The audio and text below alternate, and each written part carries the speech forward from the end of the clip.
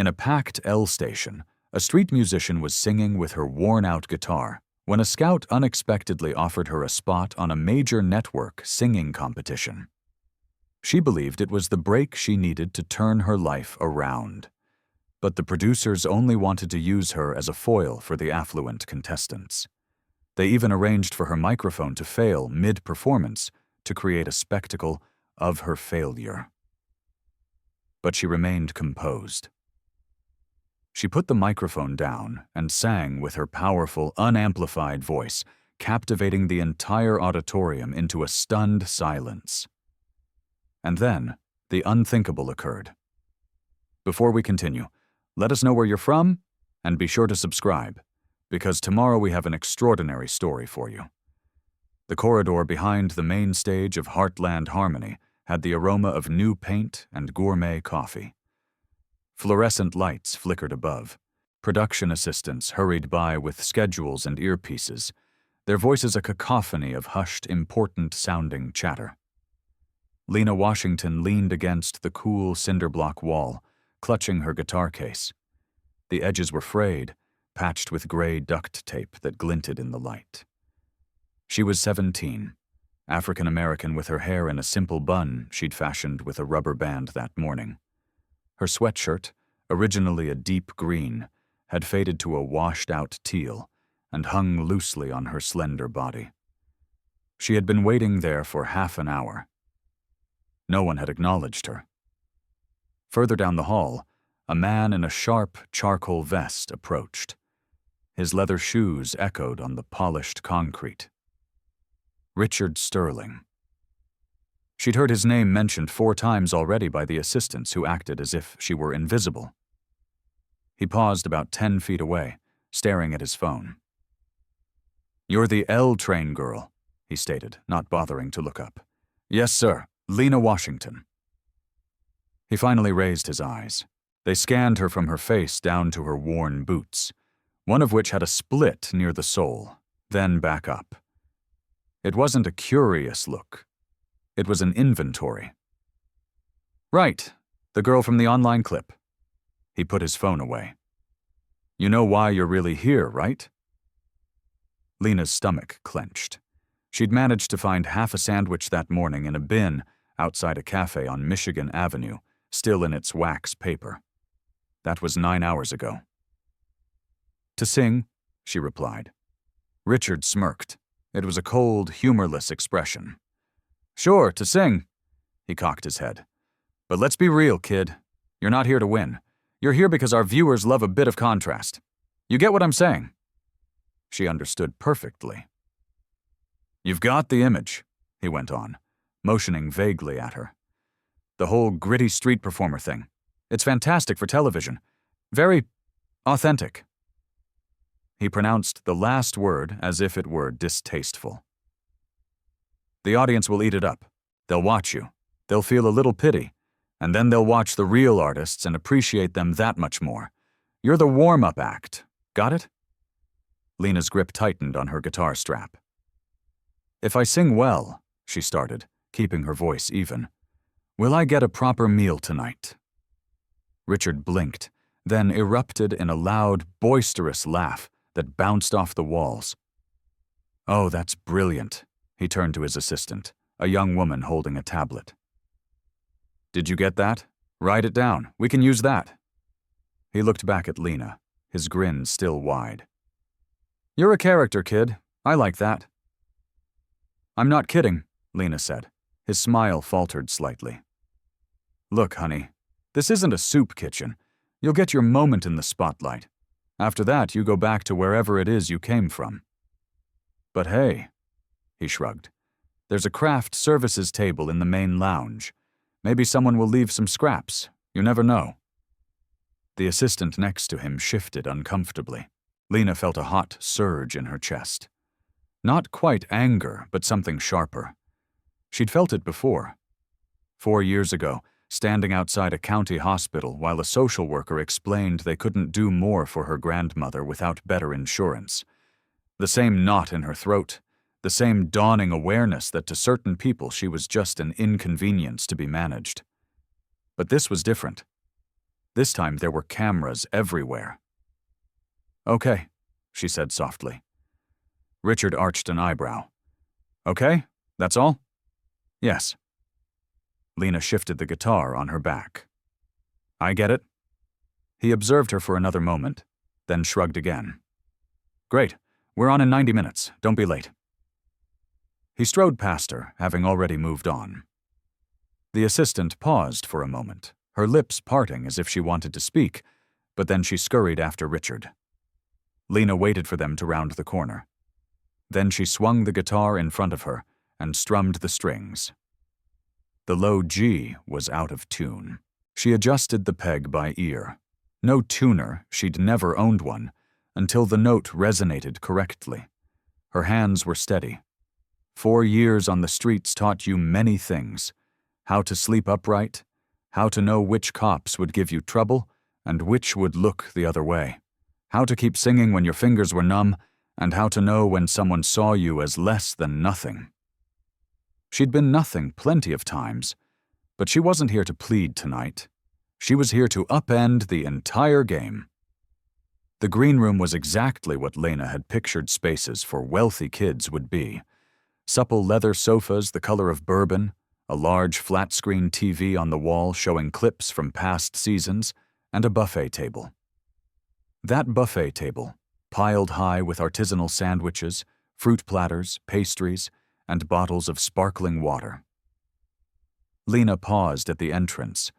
No one paid her any mind. 4 other contestants, ranging from 16 to 19, were scattered around.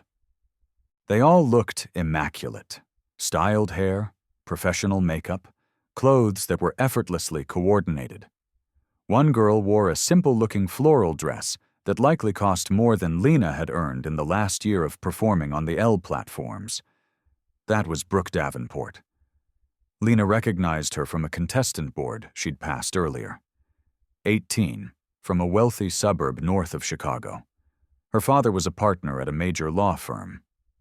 Brooke possessed a kind of beauty that seemed natural, but was meticulously maintained. Flawless skin, sun-kissed hair, and a posture that suggested she'd never felt out of place in her life. She was on a sofa next to a boy with a pristine acoustic guitar, laughing at something on her phone. A stylist was adding a final touch of powder to another contestant's face. "You're going to look amazing out there, sweetie." Lena took a hesitant step into the room. A production assistant, not Richards, a younger one, maybe 23, looked up from a clipboard. Her smile was automatic, practiced. "Hello there. Are you with one of the contestants?" "I'm performing," Lena said. The assistant's smile wavered. She glanced down at her clipboard, her finger tracing the names. "Oh, you must be—" She found the name. Her expression changed subtly. "You're Lena, correct?" She looked from the buffet to Lena. "I'm Tiffany. Just to let you know, this lounge is really for our main contestants." "I am a contestant." "Well, you're more of a special feature." Tiffany's voice remained pleasant, but there was a new, careful tone underneath it, as if she were handling a delicate situation. "The food here is intended for the primary lineup, but I believe there are some vending machines on the lower level or—" "It's okay," Lena said. She wasn't going to argue over a sandwich in front of them. Tiffany looked relieved. "Great. Well, feel free to make yourself comfortable. Anywhere is fine. Anywhere that wasn't a sofa. Anywhere that wasn't near the food. Anywhere that maintained the distance." Lena crossed to the far side of the room and leaned against the wall, sliding down to sit on the floor. She placed her backpack in her lap, unzipping it just enough to confirm the envelope was still inside. It was. She zipped it closed. Across the room, Brooke murmured something to the boy beside her. They both glanced at Lena, then quickly looked away. A man in a tailored suit entered the lounge. Brooke's father. He was holding 2 coffee cups and handed one to her. "Thanks, Dad." Brooke took a sip, then her brow furrowed. "Why is she here?" Her father's gaze followed hers. When he saw Lena, his expression barely changed, just a slight tightening of his jaw. He bent down and spoke in a voice too low for Lena to hear clearly, but Lena had become adept at reading lips. "She's here for contrast, honey, to make people like you shine even brighter." Brooke nodded slowly, as if that explanation made perfect sense. Lena's jaw tensed. She looked down at her guitar case, tracing the patch of duct tape near the clasp.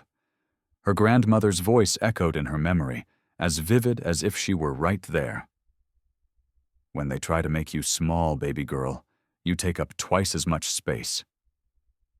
Lena shut her eyes and breathed in slowly. "Not yet. Not yet." The sounds of the lounge faded away. Lena was no longer in that sterile, overlit room. She was 9 years old, seated on a piano bench, her feet dangling far above the floor. The apartment in Bronzeville was modest. 1 bedroom, a kitchen with a perpetually dripping faucet, and a living room just large enough for the old, upright piano her grandmother refused to part with. "From the top," Eleanor Vance said. Lena's small fingers found the keys. She began the opening to "Amazing Grace," but her grandmother stopped her after a few notes. "You're playing the keys. I need you to play the music." Eleanor sat beside her, her hands, weathered, strong, and always warm, covering Lena's. "Music isn't just notes, baby girl. It's a story. And like any story, it can express things that words can't." "Like what?" "Like I exist. Like I have value. Like you will not ignore me." Eleanor pressed a middle C, letting the note hang in the air. "Our ancestors used music to endure things that were meant to destroy them. Work songs, spirituals, the blues. Every single note was a form of defiance." Lena looked up at her grandmother. "Defiance against what?" "Against anyone who tries to tell you you're small." The memory shifted. Lena was now 13. Her grandmother was at the stove, stirring a pot of gumbo that filled the small apartment with a heavenly scent. The kitchen light was a warm, soft yellow. "Grandma Ellie, why didn't you become famous? You're way better than the people on the radio." Eleanor chuckled softly. "Fame and success aren't the same thing, baby girl." "But you went to Northwestern. You said that was one of the best music schools in the country." "It is. So why didn't you?" "I did what was important." Eleanor turned from the stove, the wooden spoon still in her hand. "I taught music to kids at the church who couldn't afford lessons. I wrote songs that were never recorded but that everyone sang. I raised you." She gently tapped the spoon on Lena's nose, leaving a tiny smudge of sauce. "That's a full life, sweetie. Maybe not a famous one, but a meaningful one." Another shift. Lena was 14, the memory she hated the most. The hospital room was too sterile, too bright, too filled with machines that beeped and whirred, counting down to the inevitable. Her grandmother was in the bed, looking frailer than she had a month before. The cancer had been aggressive. "Come here, baby girl." Lena approached the bed. She had been crying for weeks, but in that moment her eyes were dry, hollow. Eleanor reached for her hand. Her grip was faint, but she squeezed. "I need you to listen to me. Can you do that?" Lena nodded. "I'm not going to tell you it's all going to be okay. I don't know if it will be." Eleanor's voice was a raspy whisper. "But I need a promise from you. Anything. Don't you ever beg for their sympathy, not from anyone. Don't let them look at you like you're some broken thing they need to fix." She pulled Lena's hand to her chest, over her heart. "Your weapon lives right here. Everything I've taught you, it's all inside you now. And when the time is right, you use it. Not to cause harm, but to make them see you, truly see you. Grandma, promise me." "I promise." Eleanor smiled. It was a tired smile, but it was genuine. 4 days later, she was gone. The memory faded. Lena opened her eyes. She was back in the lounge, on the floor, her backpack in her lap. Her throat was tight. No one in this room knew who Eleanor Vance was. No one knew what she had taught. No one knew that the woman who died in a county hospital bed because she couldn't afford proper care had been one of the first African American women to graduate with honors from Northwestern's music program. No one knew she had mentored a young man named Marcus Thorne, who would later become the CEO of the very network that owned this show. But Lena knew. And tonight, that knowledge was going to change everything. The first night after her grandmother's passing, Lena thought help would come.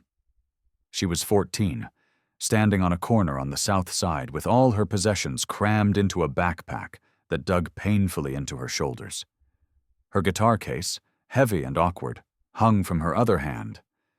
It was October, and a cold wind blew off the lake, making her breath mist in the air. She'd spent the afternoon at her apartment, their apartment, watching the building manager change the locks. He'd been apologetic, even let her take her time packing.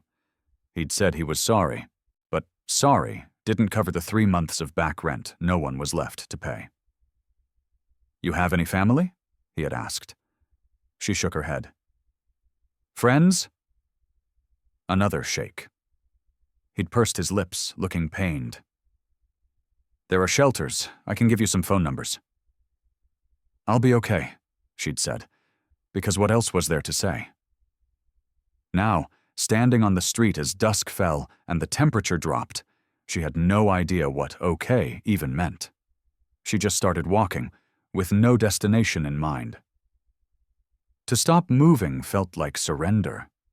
The city felt different at night when you had no place to go. The lights of the skyline seemed colder, more distant. Every shop was gated, every doorway a potential refuge for someone else who had run out of options. She saw men with cardboard signs, women huddled in blankets, and kids not much older than her with vacant eyes. She walked for what felt like miles. Her feet ached inside her boots. Her shoulders burned from the weight of her pack. But she kept moving. Sometime after midnight, she found a 24-hour diner in the Loop. The harsh fluorescent lights made everything inside look pale and tired. She used the last $4 she had to buy a cup of tea and nursed it in a corner booth. A security guard watched her from the counter, his expression neutral but observant. She made it until 4 a.m. before he approached. "You can't sleep in here," he said, his voice not unkind, just weary. "I'm not sleeping. You have to order something else or leave." She had no more money. She left. The L station at Clark Lake was her next stop. She had ridden the trains countless times with her grandmother, to church, to the library, to free concerts in Millennium Park. But she'd never truly seen the stations before, not like this. Even at this hour, the station was a river of people, night shift workers in hospital scrubs and fast food uniforms, tipsy tourists looking for their hotels, and the others, the unseen, the ones who existed in the city's shadows. She found a spot on the lower platform, far from the turnstiles where the transit police were less likely to patrol, but close enough to the flow of people that she didn't feel utterly alone. She sat down, her back to the cold tile wall, and took out her guitar. Her grandmother's voice came to her, as clear as day. "When you don't know what else to do, baby girl, you play. The music will find the way, even when you can't." Lena settled the guitar on her lap, her fingers finding the familiar chord shapes. She began with Amazing Grace, the first piece her grandmother had taught her. Her voice was shaky, cracking on the first few words. Her fingers were stiff and clumsy from the cold and the weight of her grief. But she persisted. A man in a suit hurried past, dropping a dollar bill into her open guitar case without slowing down. She paused, looking at the crumpled dollar. It wasn't much, but it was a start. She kept playing. By sunrise, she had 1142 watts in her case. 4 people had paused to listen. One woman had left a sealed bag of pretzels beside the money.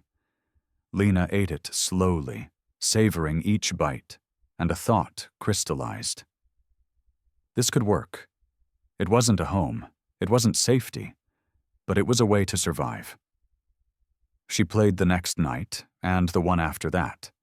The L system became her stage, and the city of Chicago became her unforgiving teacher. It was harsh and cruel, but it was also honest. She learned about acoustics. The tiled pedway tunnels had a natural reverb that made her cheap guitar sound full and resonant. The open-air platforms at Fullerton were terrible. The sound was eaten by the wind and the roar of the trains. But the steps near the Art Institute on a good day? That was magic. The sound carried, drawing in tourists and locals alike. She learned about timing. Rush hour brought crowds, but they were hurried, stressed, their heads down. They rarely stopped.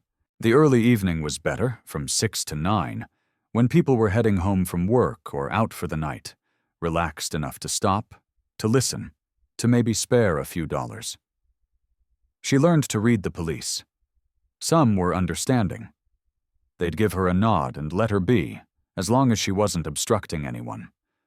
Others, the ones with an attitude, would tell her to pack it up, threatening to take her guitar if they saw her again. She learned to vanish when those cops appeared. She learned that people perceived her in one of 3 ways: invisible, the most common; pitiful, uncomfortable for all involved; or as entertainment, acceptable as long as she was good. She preferred being invisible. Invisibility meant being left alone. That first winter was the hardest. Chicago winters are brutal, and they don't care if you're 14 and on your own. The wind cut through her sweatshirt as if it weren't there. Her fingers would go numb within 20 minutes of playing. She'd breathe on them, tuck them into her armpits, wait for the feeling to return, and then start again. She learned which L stations were the warmest, which had grates that blew warm air she could sleep near, and which security guards would turn a blind eye to a kid curled up in a corner at 3 a.m. She learned to sleep in short bursts, an hour here, 2 there, never long enough to fall deeply asleep, because deep sleep was a luxury she couldn't afford. She learned to wake at the sound of approaching footsteps, of raised voices, of anything that felt out of place. She learned which shelters would let a teen stay without calling the Department of Children and Family Services, and which ones would land her in the system. She avoided the system. The system meant foster care, and foster care meant they would take her grandmother's guitar. She'd heard the stories. She learned that her voice could carry over the clatter of an approaching brown line train if she projected from her diaphragm, that her breath control improved from practicing in the frigid air, forcing herself to hold long notes without shivering, that her cheap guitar could sound almost professional in the right space, with the right touch. By 15, her fingertips were covered in thick calluses. Her voice had matured, grown stronger, and acquired a soulful rasp that people seemed to connect with. She could play for hours without her hands aching. She started writing her own songs.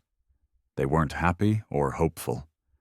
They were songs about the emptiness of the L cars at 4 a.m., about the unique loneliness of being surrounded by millions of people who don't see you, about a cold that gets into your bones and never leaves, and about a grief that doesn't disappear but just changes its shape over time. She wrote about her grandmother, about the hospital, about the social worker who had said so matter-of-factly, "I'm sorry, but without adequate coverage, our hands are tied."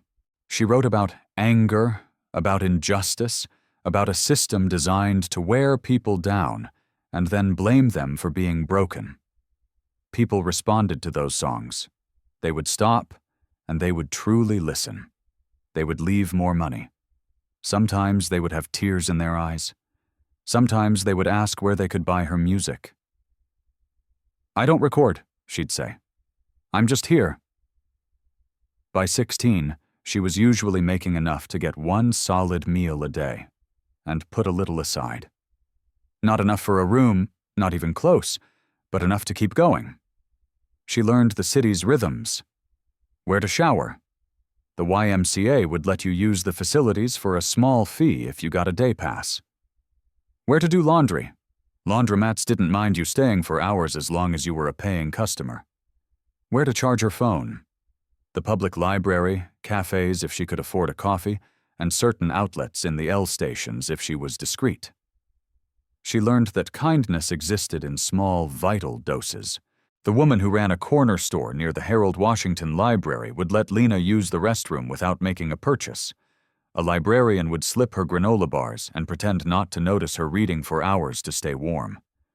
An old bluesman who played saxophone near the Jackson station taught her how to make her voice carry without straining it. But she also learned that cruelty was often casual, constant, and usually came from those who had the most. She learned it from the college kids who would film her for their social media, laughing and adding captions like "Chicago life" and "This girl is a whole mood." She learned it from the businessmen who would drop pennies into her case as a joke. She learned it from the transit cop who took her guitar one night because she lacked a performer's permit, then made her wait for hours in a cold precinct office to get it back, just to assert his authority. She learned it from the couples who would argue in front of her about whether to give her money, using words like enabling and "she probably has a substance problem" and "if she really wanted to change, there are programs." Every insult was a lesson. Every dismissal was preparation for the next. By 17, she had built up a kind of armor. It wasn't thick enough to block out all the pain, but it was enough to keep her functioning. She had also earned something else. A reputation. Commuters on the Red Line started to recognize her. They'd request songs, leave $20 bills instead of ones. One woman, a music teacher from Evanston, would stop every week and say, "You're too good for this. You belong on a real stage." Lena would smile and thank her, but she didn't let herself believe it.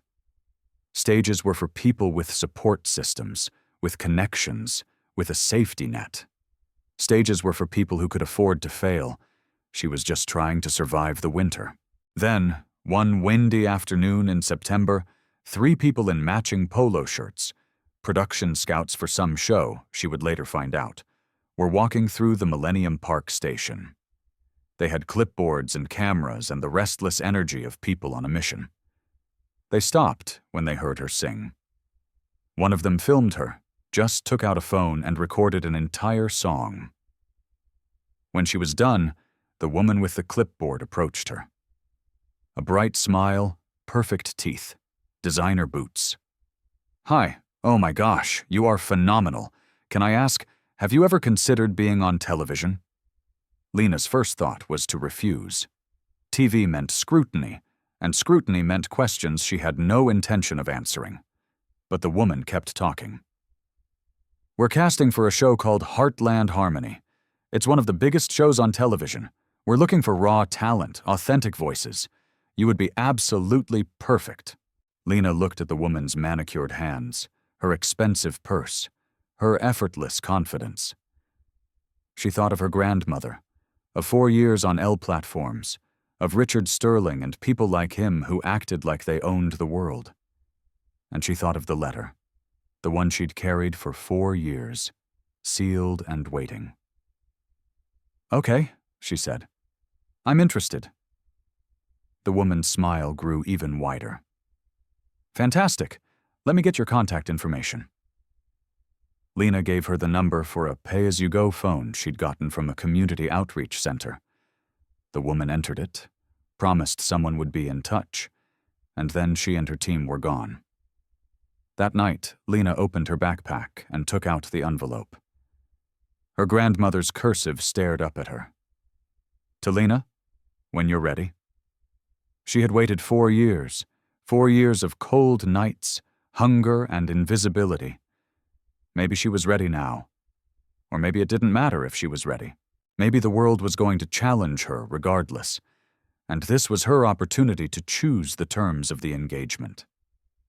She placed the letter back in her bag, lay down on the bench she'd claimed for the past few weeks, and closed her eyes. Tomorrow, she thought, she would find out what kind of weapon her music could truly be. Lena sat on the cold floor of the contestant green room, her back to the wall, as far from the buffet as she could get. Her backpack was on her knees.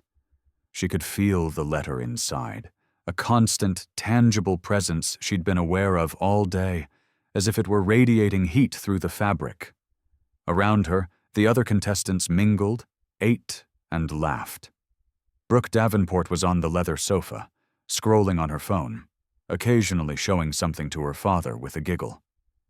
The boy with the guitar was quietly running through some scales. A makeup artist was touching up a girl's lipstick, both of them gossiping about a new restaurant in River North that Lena had never heard of. No one looked at her. She might as well have been a piece of furniture. She unzipped her backpack slowly, keeping it low. Her fingers found the envelope by feel. She had held it so many times over the last 4 years. She knew its every crease and worn edge. She pulled it out. The envelope was now a soft yellow, no longer white. The seal had weakened from years of being carried through Chicago's extreme heat and cold. Her grandmother's writing on the front, "To Lena, when you're ready," was faded but still clear. Was she ready? She had no idea. But sitting here, watching privileged kids eat food she wasn't allowed to have, wearing clothes that cost more than her 6-month earnings, felt precisely like the kind of challenge her grandmother had warned her about. When life tries to back you into a corner, baby girl, you don't plead, you outsmart it. Lena carefully broke the seal. The letter was 2 pages, front and back, filled with her grandmother's elegant, dense script. Lena had to blink a few times to focus.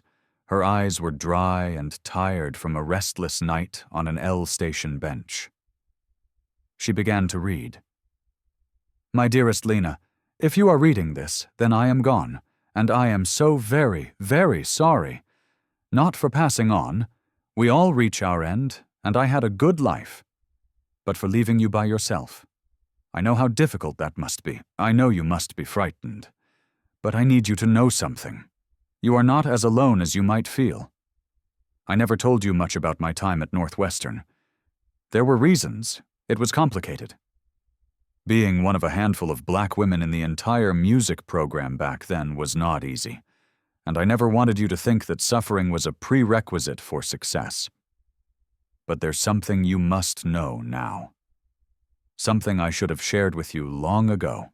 When I was at Northwestern, I was assigned to mentor a first-year student. The school had a program where seniors would help freshmen acclimate. Most of the mentors didn't take it seriously. They would meet their mentee once or twice, and then disappear. I didn't do that. My mentee was a young man named Marcus Thorne, 19 years old, from the west side of Chicago. A black kid, came from nothing, but had a brilliant mind. He was studying communications and business, which was unusual. Most of us were performers or composers. But he understood the industry, how it operated, where the real influence was. He also couldn't afford textbooks, proper meals, or a warm coat for the Chicago winter. His housing situation collapsed mid-year, and he ended up sleeping in the music practice rooms, hoping no one would find out. I found out. I let him crash on my fold-out sofa. It wasn't much, but it was a warm place to sleep.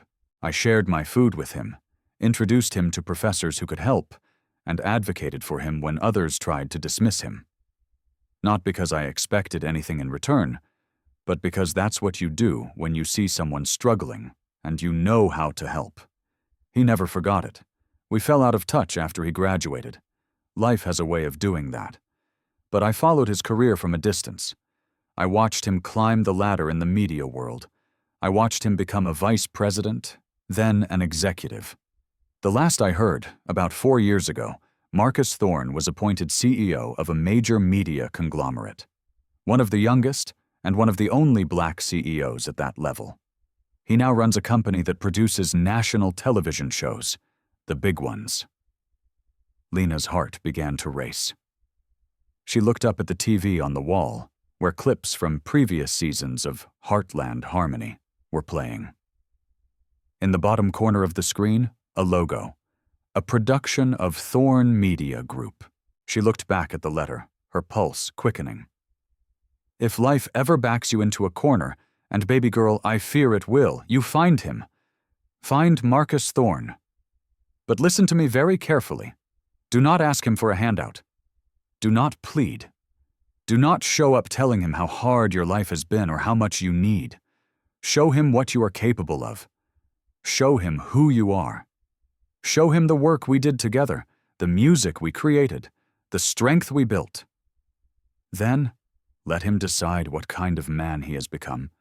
He will remember me, I am certain of it, and more importantly, he will remember what it was like to be the kid no one believed in, the one who wasn't supposed to make it, but did.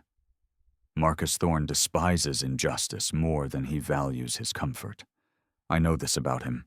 It's in his soul, just like the music is in yours. Use that. I am so sorry I can't be there to guide you, sweetie. I'm sorry I couldn't fight the cancer any longer. I'm sorry to leave you with nothing but a letter, a name, and a glimmer of hope. But I taught you everything I know, and everything I know came from people who survived things that were meant to break them. You come from a long line of survivors, Lena. Never forget that. All my love, Grandma Eleanor. P.S. His office is at 333 West Wacker Drive, 50th floor. Don't make an appointment, just show up. He will see you. At the bottom of the page, in smaller script, was a phone number. Lena read the letter 3 more times. Her grandmother's words blurred as her eyes filled with tears, but she blinked them away. Not here. Not now. Marcus Thorn, CEO of the network, the man who greenlit Heartland Harmony, the man her grandmother had helped when he was at his lowest. She carefully folded the letter and was about to place it back in her bag when she saw a pair of expensive shoes stop in front of her. She looked up. A man stood a few feet away, late 50s, maybe early 60s, with salt and pepper hair, neatly cut. He wore horn-rimmed glasses and a dark vest over a perfectly pressed white shirt. No tie. His watch was expensive but understated. Everything about him radiated a quiet, confident authority. He was looking directly at her, not past her, not through her, but at her. "Excuse me," he said, his voice low and measured. "What is your full name?" Lena's mouth went dry. She glanced down at the letter in her hands. Had he seen it? Could he know? "Lena Washington," she said. "Your full name," he repeated. There was an intensity in his gaze now, something sharp and unwavering. She hesitated. Why did he need to know? Who was he? But then she studied his face more closely, the way he held himself, the way the entire room had suddenly fallen silent, watching them. And she knew. "Lena Eleanor Washington," she said, enunciating her middle name clearly. The man froze. His hand, which had been casually in his pocket, came out slowly. He removed his glasses, polished them on his vest in a nervous, time-buying gesture, and put them back on. "Eleanor," he said, and his voice broke on her name. Lena's heart was pounding against her ribs. "Do you know that name?" He didn't answer right away. His eyes had dropped to the letter in her hands, recognizing the yellowed paper, the familiar cursive. "Was your grandmother Eleanor Vance?" he asked, his voice barely a whisper. The room seemed to tilt. The ambient sounds faded.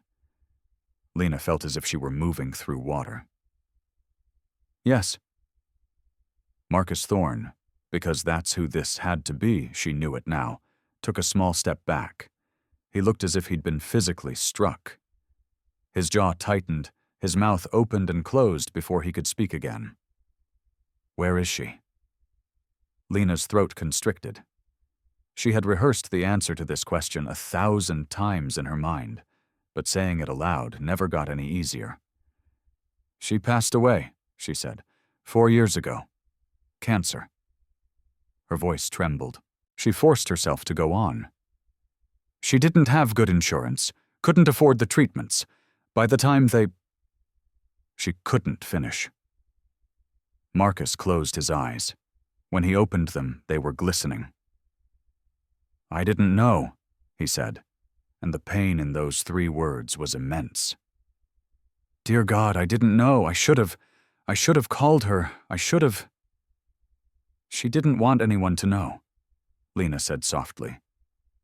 "She said she didn't want pity." "It wouldn't have been pity." His voice was fierce now, laced with anger. "She saved my life. Do you understand that? When I was 19 and about to drop out of school because I was starving, she fed me. When I was homeless, she gave me her couch. When my professors were ready to fail me, she fought for me." He stopped, taking a moment to compose himself. "Everything I have, I owe to her, everything." Behind him, Tiffany, the production assistant, appeared in the doorway, looking flustered. "Mr. Thorne, we weren't aware you were coming down to the green room. Do you need us to clear it out?" "Everyone out," Marcus said without looking at her. Tiffany blinked. "Sir?" "Everyone out. Now." His voice wasn't loud, but it had a sharp edge that cut through the room. Tiffany's eyes widened. She glanced at the other contestants, Brooke and her father, the boy with the guitar, the girl who had been getting her makeup done. Then back at Marcus. "But the contestants need to—" "I don't care," Marcus said, his gaze still fixed on Lena. "Clear the room. Now." Tiffany nodded quickly and began ushering people out. Brooke cast a confused and slightly fearful glance back at Lena as her father led her away. The others followed, whispering amongst themselves. In less than a minute, the green room was empty except for Lena and Marcus. Marcus pulled a chair over and sat down heavily. He took off his glasses again, rubbed his eyes, and put them back on. "Tell me everything," he said, and Lena told him. She told him about the hospital, about being 14 and sitting in that sterile hallway, listening to administrators talk about insurance policies and treatment plans that were never real options, about watching her grandmother fade away because the system had deemed her life not worth the cost. She told him about losing the apartment, about the building manager changing the locks as she stood there with her backpack and guitar, about that first terrifying night on the streets. She told him about 4 years on the L platforms, about learning to sleep sitting up, about the cops who harassed her and the strangers who showed her small kindnesses, about writing songs on scraps of cardboard because she couldn't afford a notebook. She told him about the production scouts who discovered her, how they filmed her without permission, how they talked about her authentic story and unique perspective, as if she were a product to be marketed. She told him about Richard Sterling, about his cruel laugh when she asked for a meal, about overhearing him tell an assistant she was perfect, poor, black, and desperate. The ratings will be huge. She told him about being labeled the contrast girl in the production schedule, about Tiffany taking the food away, about Brooke's father explaining that she was there to make his daughter look better. Marcus listened to it all without a word. His jaw grew tighter with each sentence. His hands clenched into fists on his lap. When she mentioned Richard's laugh, he muttered a curse under his breath. When she finally finished, a long, heavy silence filled the room. "You shouldn't be here," Marcus said at last, his voice thick with emotion. Lena's heart sank. "What? Not like this? Not as a pawn in Richard's sick game?" He stood up and began to pace. "I'm pulling you from the show. Right now, I'll make sure you have a meal, a place to stay, anything you need. But I will not allow them to humiliate you on my network." No. Marcus stopped pacing. What did you say? Don't pull me, Lena said. Let them do exactly what they have planned. Are you serious? He wasn't shouting, but his voice was strained. Do you have any idea what they will do to you? Richard doesn't want you to succeed.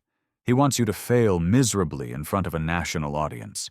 He wants you to become a meme, a punchline, so the other contestants seem more talented by comparison. That is the entire reason you are here. I know, Lena said calmly. Then why? Because if you step in now, they'll just say you were being charitable. They'll say I received special treatment because of our connection. And then nothing will change. The system will remain the same. They'll just find another kid like me for the next season and do it all over again. Marcus opened his mouth to protest, then shut it. He slowly sat back down. But if you let them reveal to the world exactly who they are, Lena continued, if you film everything, every conversation, every setup, every act of manipulation, then people will see the truth, and they won't be able to ignore it or spin it or explain it away. That's an incredible risk, Marcus said. What if you get up there and freeze? What if the pressure is too much? It won't be. You can't know that. Yes, I can. Lena met his gaze. My grandmother didn't teach me music so I could run from people like Richard Sterling. She taught me music so I could fight back.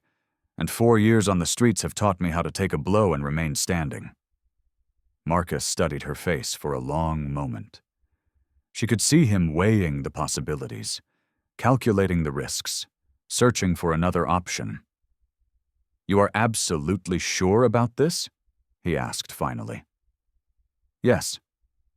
Do you understand what you're asking? If I agree to this, I can't intervene. I can't rescue you if it goes badly. I have to let it happen. I'm not asking you to rescue me, Lena said. I'm asking you to be a witness, record everything. Backstage, on stage, in the production meetings, all of it. Make sure the cameras capture every single thing they do and say. Document it so that no one can deny it happened later.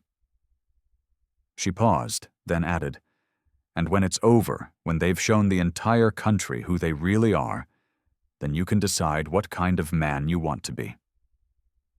A corner of Marcus's mouth twitched, not quite a smile, but something close. She really did teach you well, didn't she? She taught me how to win without asking for permission. Marcus was silent for another long moment. Then he nodded. All right, he said. We do it your way. He pulled out his phone. But I'm putting cameras on everything. And I mean everything. The hallways, the dressing rooms, the production booth, Richard's office, every corner of this building. Nothing will be deleted. Nothing will be edited. Everything that happens tonight is on the record. Good, Lena said. He made a call. An assistant likely answered immediately. I need a favor, Marcus said into the phone. Actually, no. Not a favor, an order. I need full surveillance coverage of tonight's show. Every camera we have.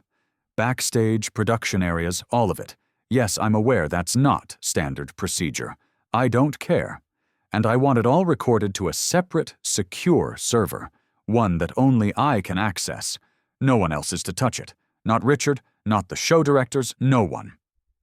He paused, listening. Because I said so, that's why. Get it done. He ended the call and looked at Lena. Done. By the time you go on, we'll have eyes and ears everywhere. Thank you. Don't thank me yet. He leaned forward, his elbows on his knees. I have to know, are you certain you can handle this? I've seen what Richard does to people. He's cruel, Lena. He will try to break you in front of everyone. I know. And you're truly not afraid? She considered that. She thought about 4 years of sleeping on L platforms, of being woken by cops, of strangers filming her for their social media jokes, of being invisible, or pitiful, or entertainment, but never just a person. I'm terrified, she said honestly, but I'm more angry than I am scared, and anger can be a powerful fuel. Marcus's expression softened. You sound just like her. Your grandmother. She used to say something like that. Turn your pain into your power, your fear into your fire. She said that to me, too. Of course she did. He stood up. All right. You're on in 90 minutes. Use the time as you need. And Lena. Yes? Whatever happens out there tonight, you are not alone anymore. After tonight, you will not be going back to the streets. That is a promise. Lena's throat tightened. She nodded, unable to speak. Marcus walked to the door, then paused and looked back. One more thing. After this is over, no matter how it turns out, I want you to come and work with me. Not as a charity case, but as a consultant. Help me fix this broken industry. Help me make sure no other kid is used the way they tried to use you. I don't know anything about running a media company, Lena said.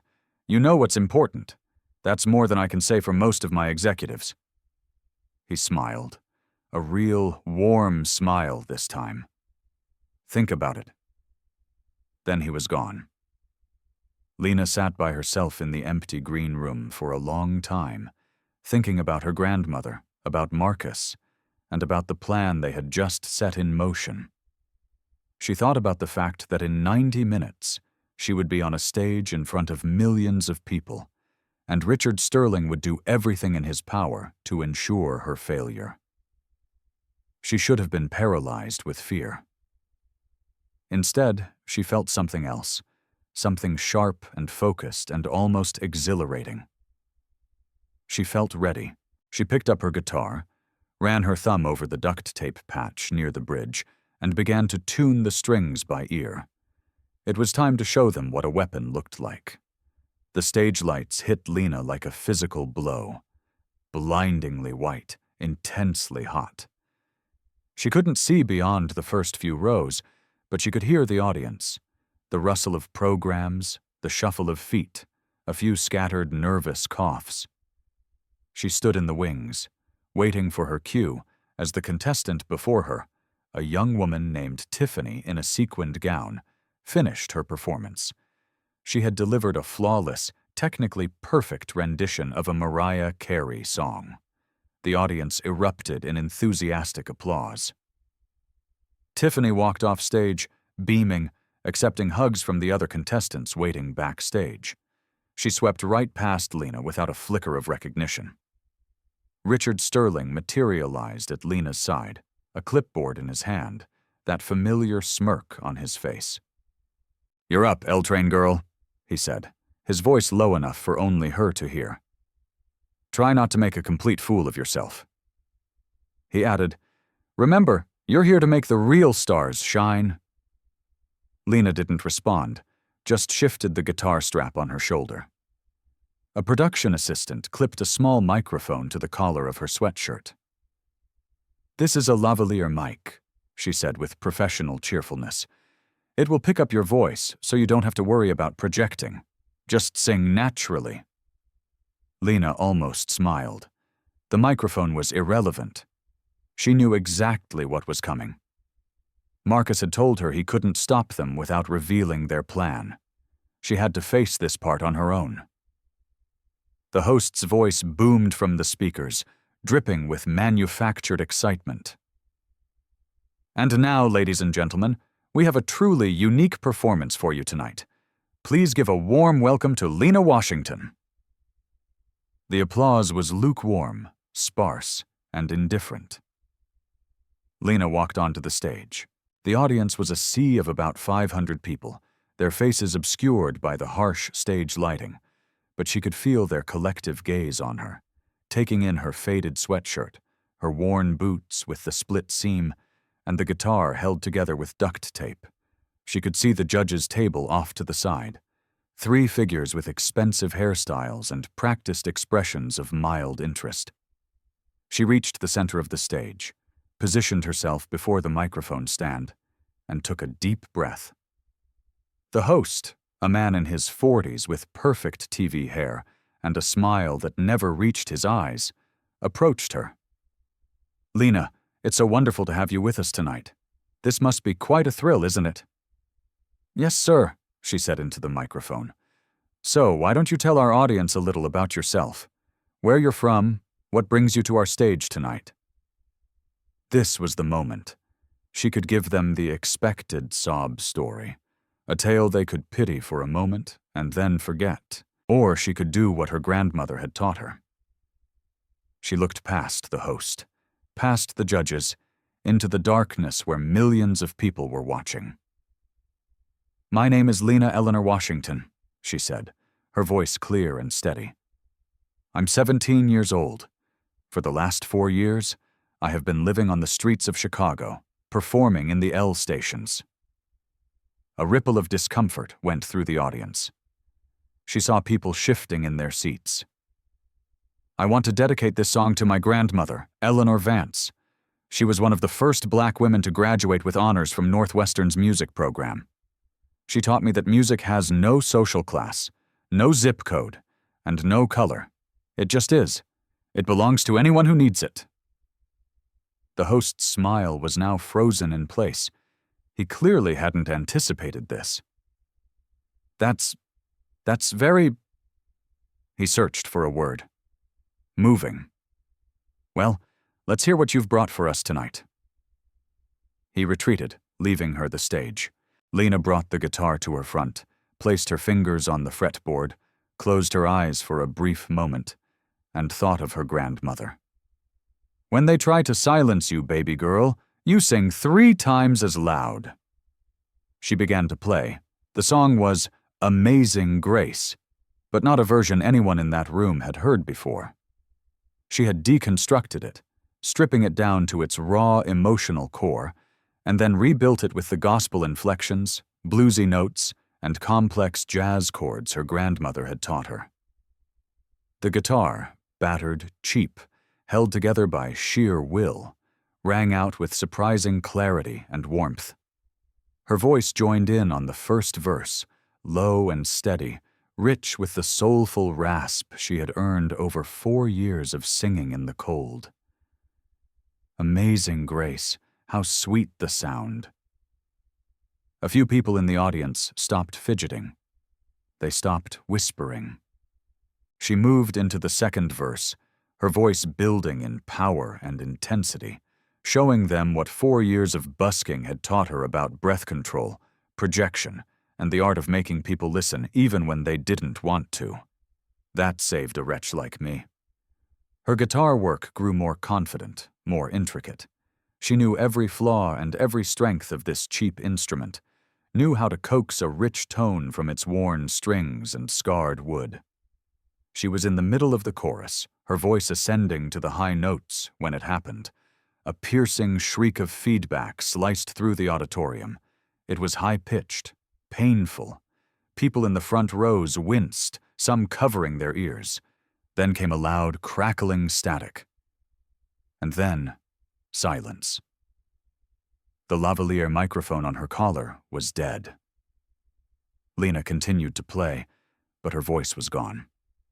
Her mouth was moving, but no sound came through the speakers. To the audience, it looked as if she were lip-syncing. She saw the host shoot a look of feigned surprise towards the production booth. She saw Richard Sterling in the wings, his arms crossed, that smug smirk on his face.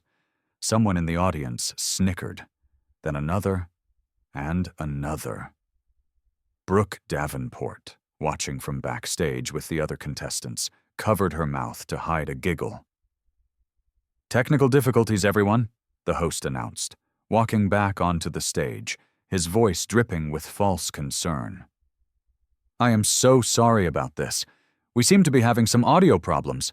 Let's see if we can get this sorted out. Lena stopped playing. The room fell quiet, everyone expecting her to walk off the stage in humiliation while they fixed the issue. Instead, she reached up and unclipped the dead lavalier microphone from her collar. She walked to the microphone stand in 3 measured steps, removed the other microphone from its cradle, and placed both mics gently on the stage floor where everyone could see them. The host blinked. Lena, I really think we should..." She stepped forward into the center of the spotlight and began to play again. No microphone, no amplification, just her voice and her guitar. She opened her mouth and sang. Her voice sliced through the silence of the large auditorium, clear and powerful. Every word was crisp, every note perfectly placed.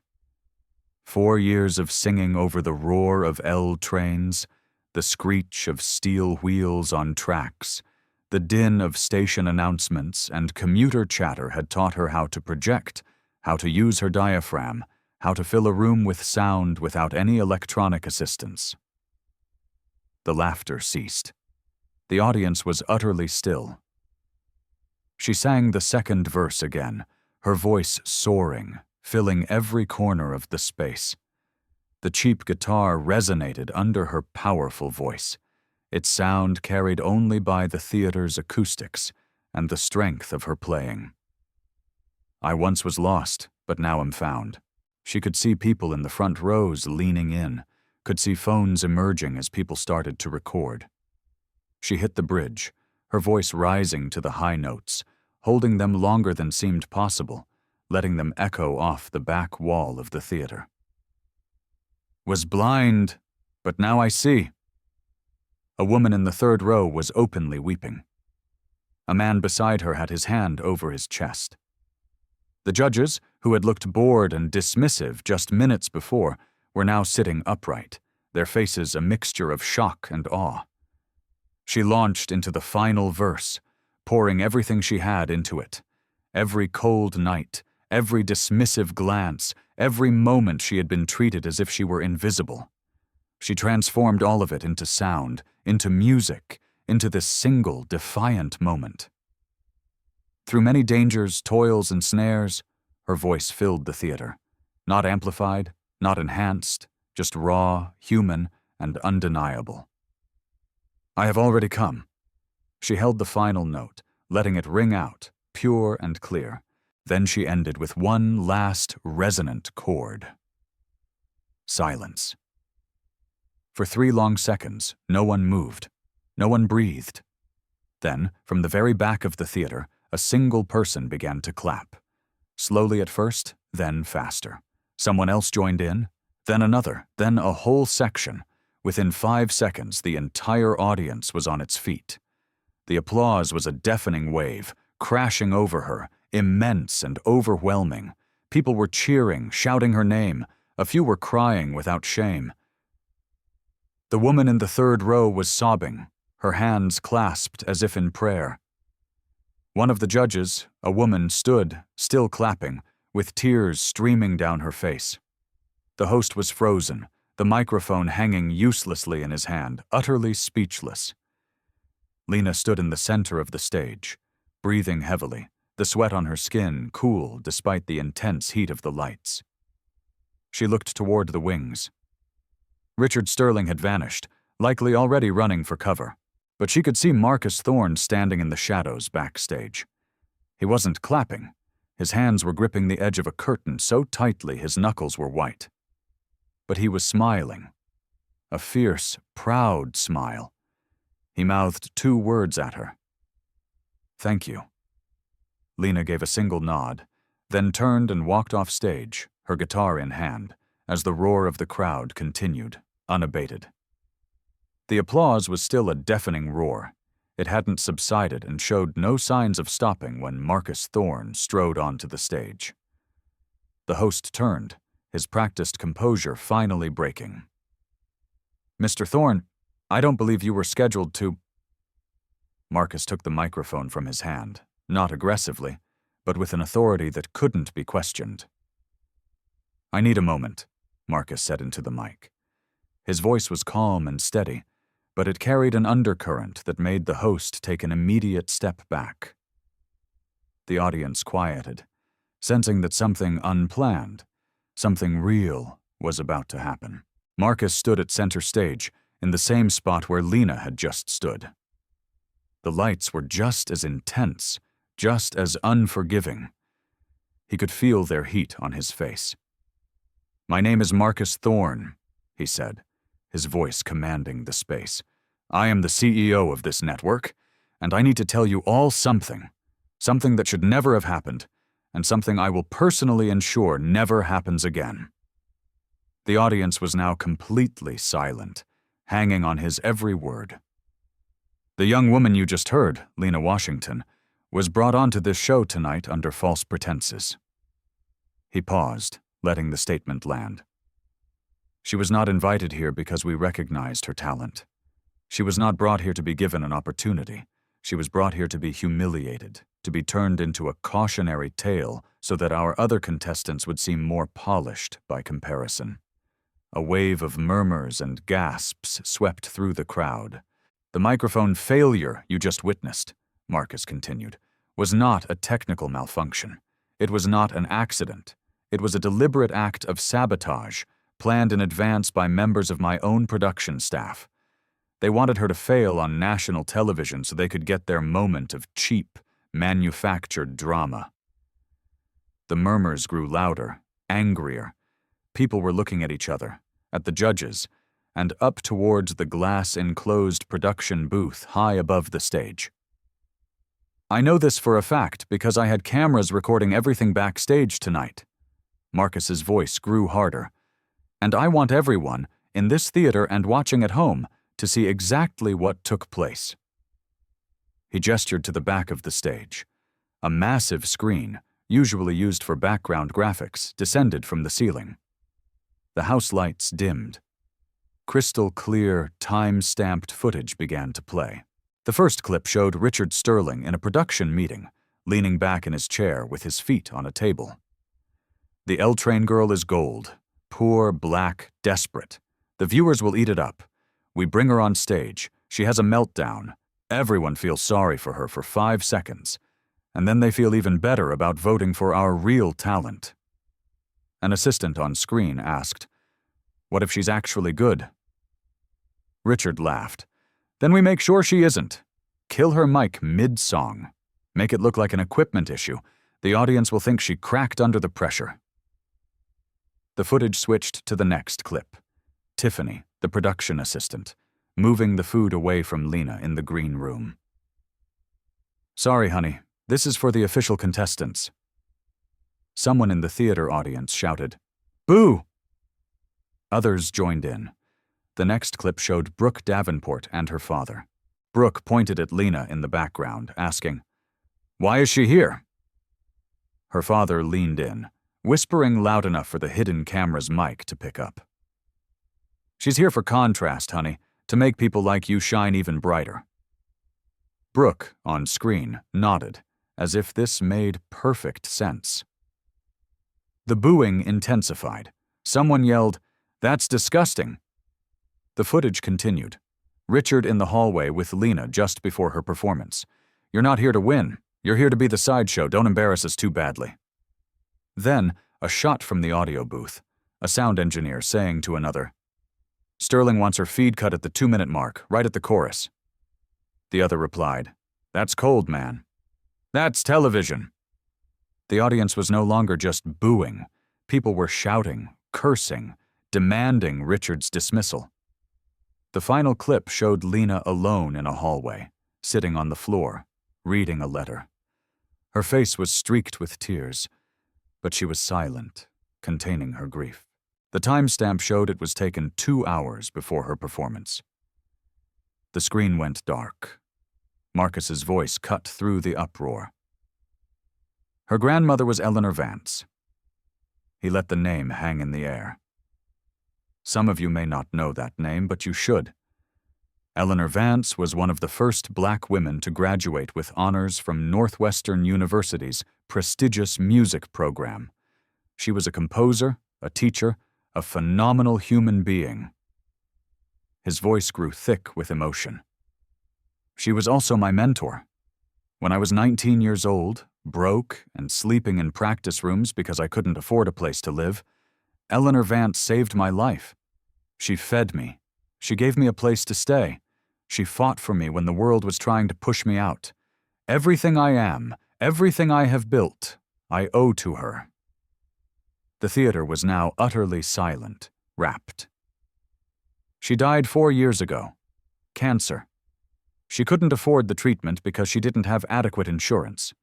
She died because our healthcare system decided her life wasn't a good investment. He paused, composing himself.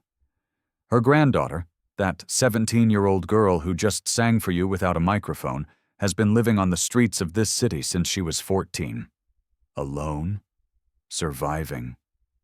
And when she came here tonight and asked if we would give her a proper meal in exchange for her song, we laughed at her. His voice broke on the last few words. We laughed at a homeless child asking for food.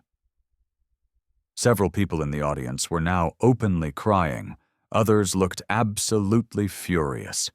Marcus took a breath and continued.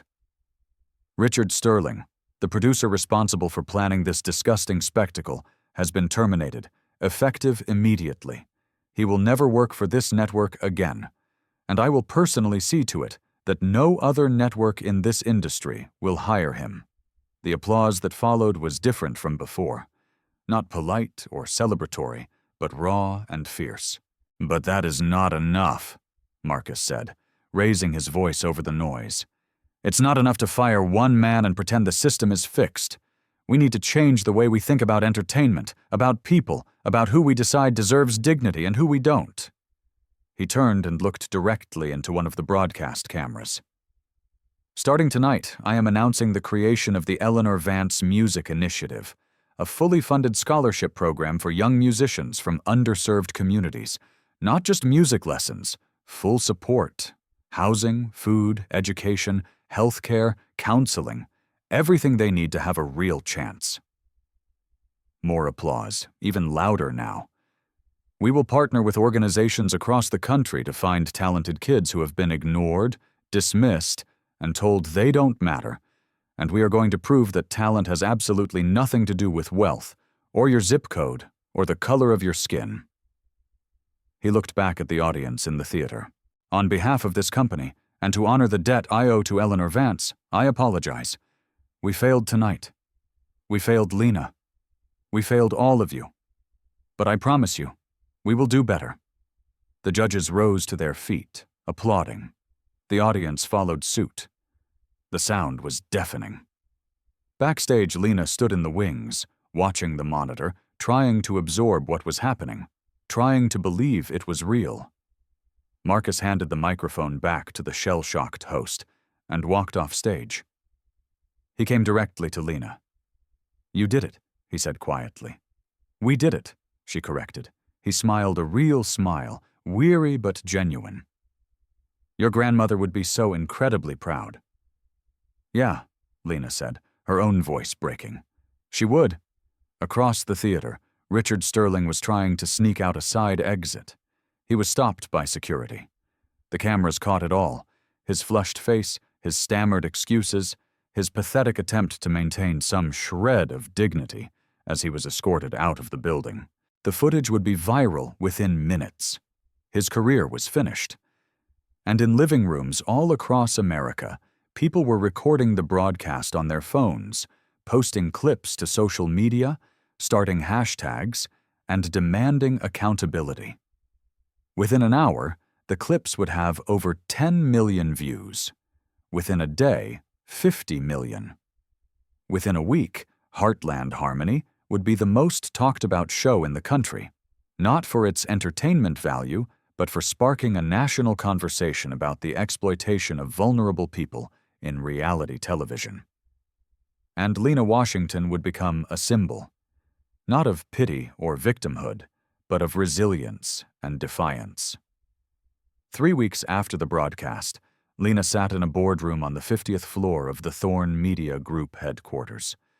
The room was all glass and chrome, with floor-to-ceiling windows offering a panoramic view of Chicago. She had lived in this city her whole life, but had never seen it from this high up, never realized how small everything looked from this perspective. Marcus sat across the long table from her. Beside him were 3 other executives, 2 women and a man, all with tablets and laptops open. At the head of the table was a woman in her 50s who had introduced herself as Dr. Patricia Morrison, the newly appointed director of the Eleanor Vance Music Initiative. We've been inundated with applications, Dr. Morrison said, scrolling through a document on her tablet. Over 8,000 in just 3 weeks. Kids from Detroit, Atlanta, Los Angeles, Chicago, rural Mississippi, the Bronx, everywhere. All of them talented, all of them struggling, many in situations similar to yours. Lena felt a tightness in her chest.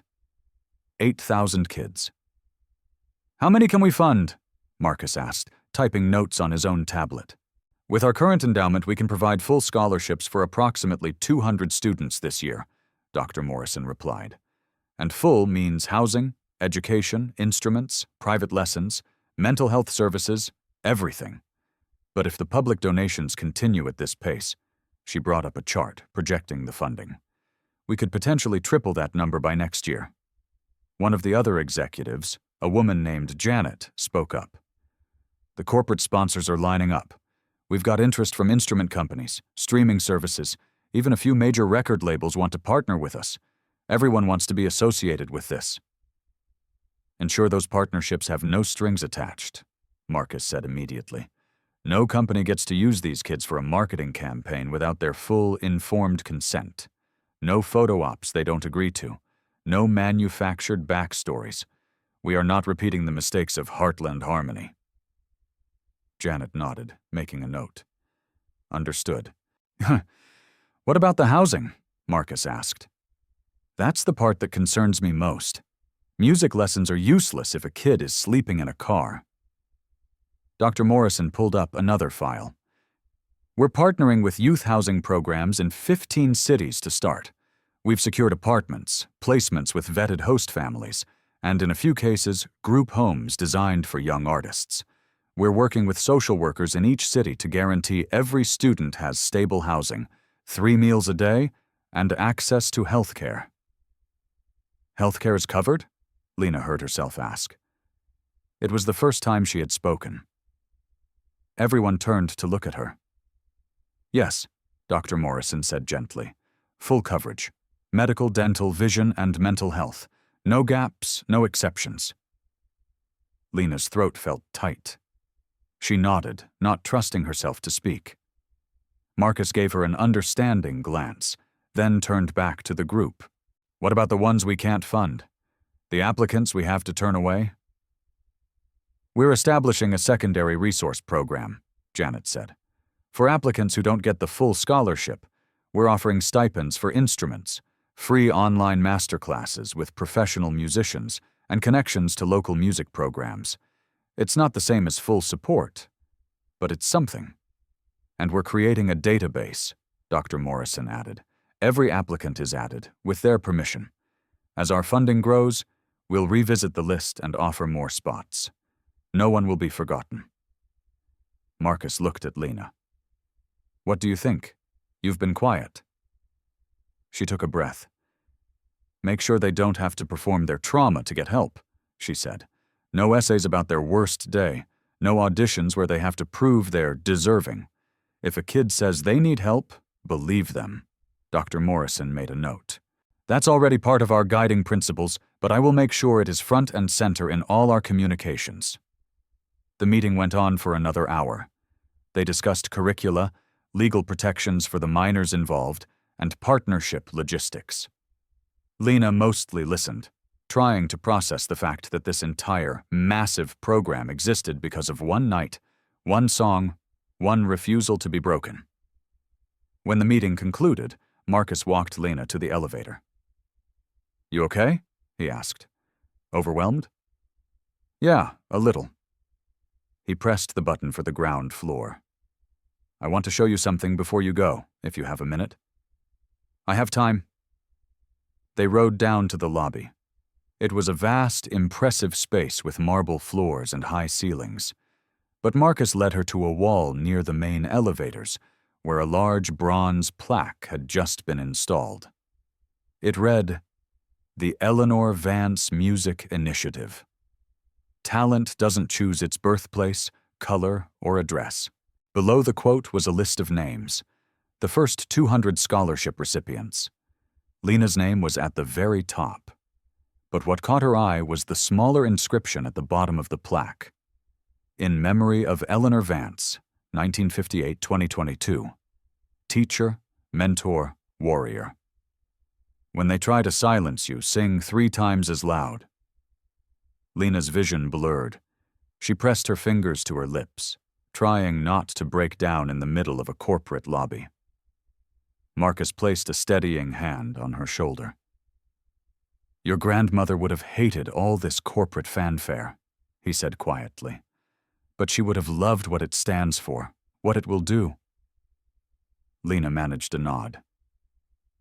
She'd also probably tell you to stop crying and get back to work, Marcus added, with a hint of a smile. That made her laugh, a watery but genuine laugh. They stood there for a few more minutes, looking at the names on the plaque. Each name represented a kid who wouldn't have to sleep in an L station, who wouldn't have to choose between a meal and a new set of guitar strings, who wouldn't have to justify their own humanity before someone would help them. What happens to Heartland Harmony? Lena asked after a while. A complete overhaul. New producers, new guidelines, a new oversight committee that includes child psychologists and advocates. The show will go on, but the format is entirely different. No more manufactured drama, no more exploitation. We're renaming it Heartland. The harmony part felt a little disingenuous. Will people still watch if it's not cruel? I guess we'll see, Marcus shrugged. If they don't, so be it. I'd rather have a show that fails with integrity than one that succeeds by hurting people. Over the next 6 months, the Eleanor Vance initiative grew beyond anyone's expectations. News outlets provided extensive coverage. Famous musicians donated instruments and their time. A legendary producer volunteered to run master classes. Foundations that had previously ignored arts education were suddenly eager to contribute. More importantly, the kids started coming. Kids with immense talent that had been buried by poverty, neglect, and systemic hurdles. Kids who could sing, play, compose, and produce, who just needed someone to give them a chance without demanding they beg for it first. Lena enrolled in a music program at a local university. She moved into an apartment in a safe neighborhood that Marcus and his wife had helped her find. The first night she slept there, in a real bed with clean sheets and a door that locked, she cried for 2 hours straight. She kept her old guitar, though, hanging it on her bedroom wall, duct tape and all. It was a reminder, a trophy, and proof of her survival. She started working on an album, calling it Stations, named after the L stops where she used to play: Clark, Salt Lake, Fullerton, Jackson, Monroe. Each song was a story about the cold, the hunger, the invisibility, and the unique strength required to keep singing when you think no one is listening. Some nights, she still went down to the L. Not to play for money, she didn't need to anymore, but to play for the people who did. She'd set up her guitar, open the case, and play for an hour. When people dropped money in, she left it. At the end of the night, she would give it all to whoever was still there, huddled on a bench, trying to make it through another night. Pay it forward, her grandmother used to say. The show, Heartland, premiered its new format in the fall. No more surprise eliminations. No more cruel critiques designed for ratings. No more exploitation of personal trauma. Instead, the show focused on artistry, growth, and genuine mentorship. Contestants were paid for their time. They had access to counselors. They could leave the show at any point without penalty. The ratings weren't as high as they had been in the Richard Sterling era, but they were solid and respectable. More importantly, the show ceased to be a national embarrassment and became something people could watch without feeling like they were complicit in someone's pain. Marcus made sure that every episode ended with information about the Eleanor Vance Initiative: how to apply, how to donate, how to get involved. Applications continued to flood in. By December, they had funded 500 students. By the following summer, 1,000. And every single one of them knew Lena's story.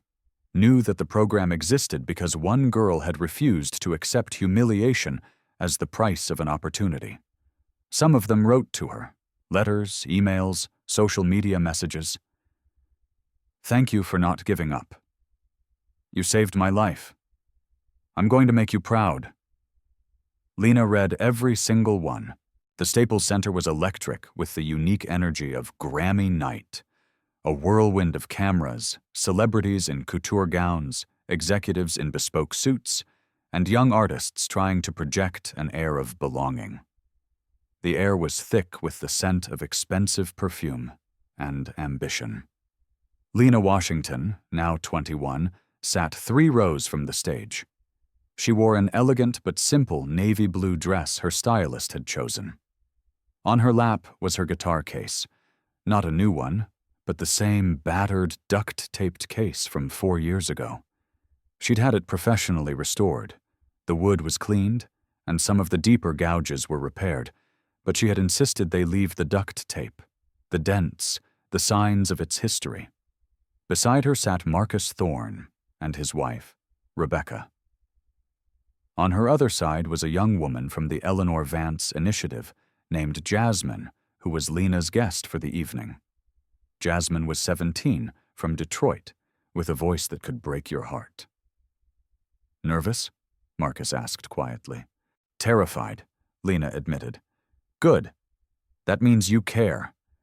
The ceremony progressed through the early awards: Best Pop Vocal Album, Best R&B Performance. Each winner gave a speech, some emotional, some political, some simply grateful. Then came the category Lena was nominated for: Best New Artist.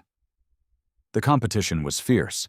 A country singer who had become a TikTok sensation, a rapper from Atlanta whose album was critically acclaimed, a pop star who had been famous since she was a teen, but was only now eligible, and a classical pianist with an incredible backstory. Any of them could win. All of them were deserving. The presenter, a music legend Lena had admired her whole life, walked on the stage. He opened the envelope with a dramatic flourish. "And the Grammy for Best New Artist goes to..." Time seemed to warp and slow down. Lena's heart hammered against her ribs. "Lena Washington!" The room erupted in applause. Lena was frozen for a moment, unable to process it. Then Jasmine was on her feet, pulling her up, laughing and crying at the same time. Marcus gave her a tight hug. Rebecca kissed her cheek. She picked up her guitar case. She couldn't leave it behind, and navigated her way to the stage on legs that felt like they belonged to someone else. The Grammy statue was heavier than she had imagined, solid and real.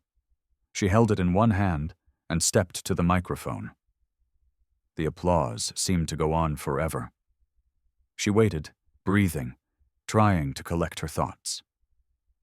Finally, the room quieted. "Thank you," she said, her voice trembling. "Oh my God, thank you so much." She took a deep breath to steady herself. 4 years ago, I stood on a stage and asked for a meal. Tonight, I'm standing here holding this, and I'm still not sure this is real.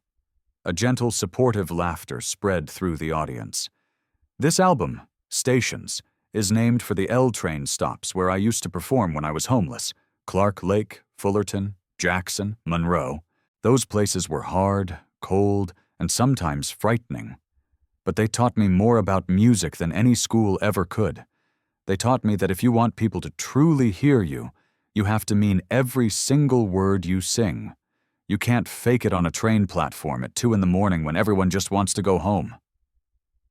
She held up the guitar case. "This guitar has been with me through it all. It's cracked. It's been taped together more times than I can remember. It's been dropped on concrete, soaked by rain, and frozen in the snow. But it never stopped playing. And it taught me something important. Our strength doesn't come from being flawless, or having the best of everything. It comes from refusing to give up when the world is telling you to." More applause. She waited for it to die down. I want to dedicate this to my grandmother, Eleanor Vance, who taught me that music is a weapon, not to harm, but to fight against anyone who tries to make you feel small. She told me that when they try to silence you, you sing 3 times as loud, and she was right. Her voice cracked slightly. She paused to compose herself. I also want to thank Marcus Thorne, who remembered what it was like to need help and chose to offer it, not just to me, but to thousands of kids through the Eleanor Vance Initiative. Because he understood that one person can change a system if they are willing to use their power for something more than just themselves. She looked out at the audience, at all the famous faces. If you have power, any power at all, even a little, use it to build bridges for other people, not walls. Don't hoard your opportunities. Don't be a gatekeeper. Don't make people prove they are worthy of basic dignity. Just help. That's it. Just help. The applause that followed was different. Deeper. It wasn't just celebratory. It was resonant with agreement. Lena stepped back from the microphone, Grammy in one hand, guitar case in the other, and walked off the stage. Backstage, the press room was a chaotic scene of shouting reporters and flashing cameras. But before she was swept into it, she saw someone standing near the exit. Brooke Davenport. She looked completely different from the girl Lena remembered. Her blonde hair was shorter, in a simple ponytail. She was wearing jeans and a plain sweater with no visible designer logos. She seemed smaller, less self-assured. She was holding an envelope. Lena's stomach tightened. Marcus, walking beside her, noticed and moved a little closer, protectively. Brooke saw them and froze. For a second, it looked like she might bolt. Then she took a deep breath and stepped toward them. "Hi," she said softly. "Hi," Lena replied, her voice cautious. Brooke held out the envelope, her hand shaking slightly. "I wrote you a letter. I've been trying to find the courage to send it for years, but tonight seemed like maybe the right time. If that's okay?" Lena took the envelope. It was thick, filled with several pages. "I'm not going to ask you to forgive me," Brooke said quickly, the words tumbling out. I don't deserve that. But I needed you to know that I have thought about that night every single day since it happened. How I laughed. How I just went along with it all because it was easier than speaking up. Her voice broke. How I treated you like you were just there for my amusement." She wiped at her eyes. "My parents made me watch the entire broadcast, all the backstage footage included. They made me sit there and see myself giggling while you were asking for food, making jokes about your clothes. And I realized I was the exact person I always claimed I would never be." Lena said nothing, just listened. "I left my college after that, transferred to a state school. I'm studying social work now. I volunteer at a youth shelter twice a week. I have for 3 years. I'm trying—" She trailed off. "I don't know. I'm trying to be better." "It's a start," Lena said. Brooke looked up, surprised. "I'm not going to stand here and tell you it's all forgotten," Lena continued carefully. "What you did hurt. You were part of a system that tried to break me for entertainment. But I also know what it's like to be shaped by your environment, to not question things because everyone around you acts like they're normal." She paused, choosing her words. "You can't change what you did. None of us can change the past. But you can choose who you become next. And it sounds like you're trying to do that." Brooke's face crumpled, and tears spilled down her cheeks. "Thank you," she whispered, "for even speaking to me, for not—" She couldn't finish. "Read the letter," Lena said, gesturing to the envelope. "If you want to talk more after you do, call me. My number is on a business card inside." Brooke nodded, still crying. "Okay. Yes. Thank you." She turned to go, then stopped and looked back. "For what it's worth, that performance, the one where they cut your mic and you just kept singing, it changed my life. It was the first time I ever saw what real courage looked like. Not the fake kind from the movies. The real thing. She left before Lena could reply. Marcus let out a slow breath. That took guts from both of you. Yeah, Lena said quietly. It did. Later that night, back in her own apartment, a real apartment, with furniture and plants and framed photos on the walls, Lena sat on her couch and opened Brooke's letter. It was 7 pages long, handwritten in neat, careful script. Brooke described watching the footage over and over in the weeks that followed.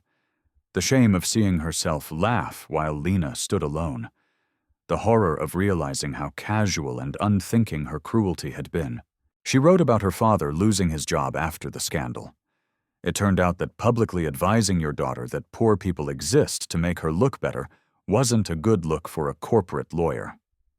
She wrote about her parents' subsequent divorce and her family's painful reckoning with their own privilege and prejudices. She wrote about leaving her expensive private college and transferring to a state school, about getting a job at the youth shelter, about meeting kids who reminded her of Lena, talented, struggling, and overlooked. She wrote about learning that most people aren't inherently evil, just thoughtless, and that unchecked thoughtlessness can create its own kind of malice. At the end, she wrote, I cannot undo what I did. I can't take back the laugh or the dismissive glance or the way I treated you as if you were beneath me. But I can spend the rest of my life making sure I never look at another human being the way I looked at you that night. I am sorry. I will always be sorry. And I hope that one day you can believe that. Brooke Lena folded the letter and set it on the coffee table. The next morning, she called the number Brooke had left at the bottom of the last page. Brooke answered on the first ring. Hello? Hey, it's Lena. There was a stunned silence, then, oh my God. Hi, I didn't think, thank you for…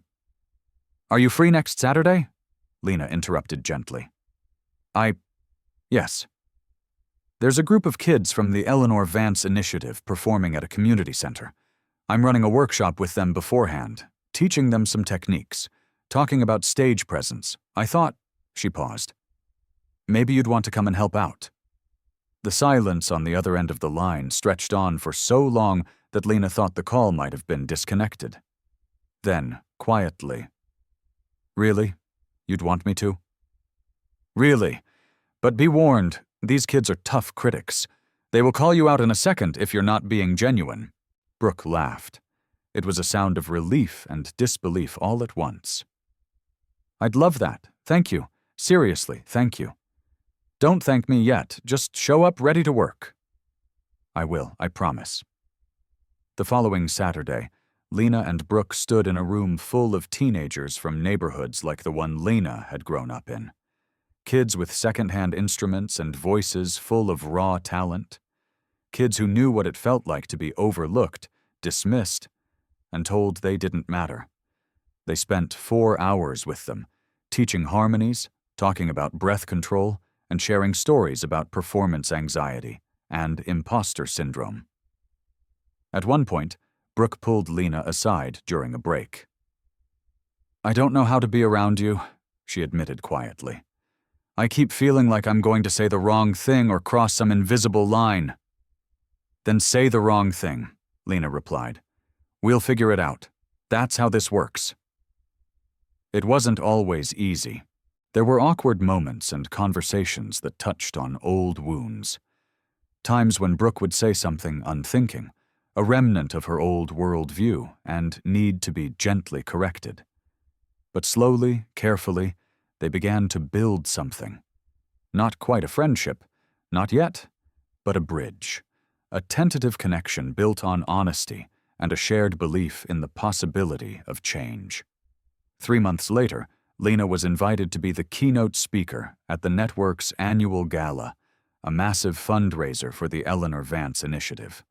She stood at a podium in a grand ballroom filled with executives, producers, artists, and donors.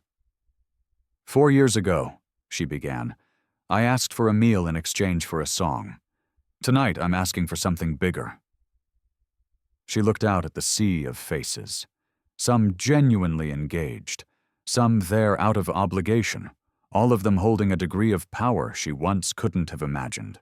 Don't underestimate people because of where they sleep, or what they wear, or the color of their skin, or how much money they have. Because here's the truth, no one wants to admit. Talent doesn't ask for permission. It doesn't wait for your approval. It doesn't care about your zip code or your bank account or whether you went to the right school. It just is. She paused, letting that sink in. And if you are not looking for it in every corner, every L station, every shelter, every street, every place polite society pretends doesn't exist, then you are missing the most extraordinary voices in the world. You are letting brilliance wither because you can't be bothered to look past your own assumptions. Some people in the audience shifted uncomfortably in their seats. Good. My grandmother used to say that trying to make someone else small to make yourself feel bigger only shrinks your own soul. She was right. The people who tried to humiliate me 4 years ago, most of you probably can't even remember their names. But the kids in the Eleanor Vance Initiative, they are just getting started. And they are going to change everything. Not because anyone gave them permission, but because they are too talented for you to ignore. The applause was immediate and heartfelt. After the speech, Marcus found her in the hallway. "You know what your grandmother would be saying right now?" he asked. "What?" "That's my girl. Now go do it again tomorrow." She never let anyone rest on their laurels. Lena smiled. No, she didn't. That night, she went home, picked up her old guitar, the one that had survived it all, and began to write a new song. Not about pain this time, or survival, or the brutality of indifference, but about hope, about building bridges, about the fact that the world is always trying to build boxes that are too small for extraordinary people, and how those people somehow keep breaking out anyway. She played until her fingers ached, and her voice grew hoarse. The music filled her small apartment, drifted out the windows, and floated down to the street below, where someone else might be struggling, might be cold, might be wondering if tomorrow was worth fighting for. And somewhere, in whatever place exists beyond this one, Eleanor Vance listened, and smiled, and whispered into the spaces between the notes. "That's my girl, now sing it louder." Join us to share meaningful stories by hitting the like and subscribe buttons. Don't forget to turn on the notification bell to start your day with profound lessons and heartfelt empathy.